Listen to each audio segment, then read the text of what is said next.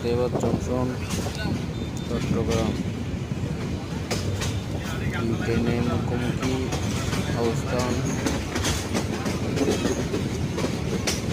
ভেতরে হচ্ছে নাজিরহাটমুখী,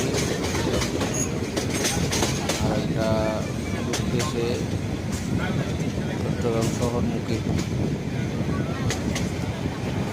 গ্রামীণ পরিবেশ অসম্ভব সুন্দর।